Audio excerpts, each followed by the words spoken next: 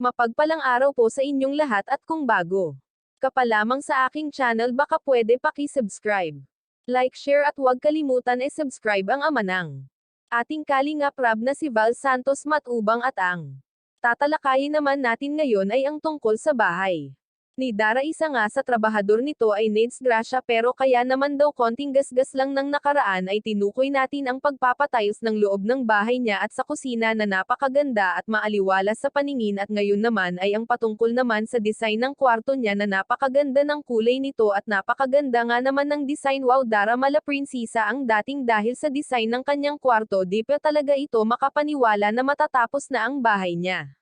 Konting panahon na lang at matatapos na ito sa mga sponsor po ni Dara. Maraming salamat sa inyong lahat at sa mga nagbibigay sa kanya ng mga regalo tulad na lamang ng mga alahas, kwentes, bracelet at kung ano-ano pa. Malaking tulong po sa kanilang magkapatid ang mga tulong na binibigay nyo dahil nga sa kahirapan ng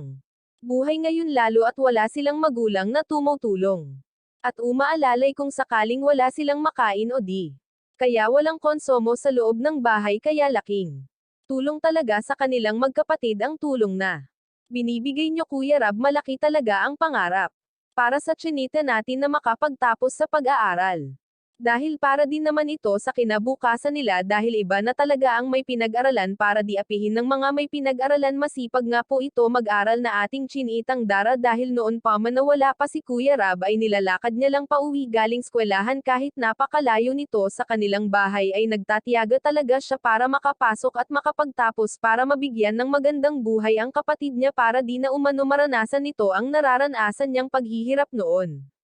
Kaya malaki ang pasasalamat niya sa Team Kalingap dahil simula nang dumating ito sa buhay nilang magkapatid ay di na sila masyado naghihirap sa tulong ng mga sponsor at kay Kuya Rab na laging nakaalalay sa kanyang pag-aaral.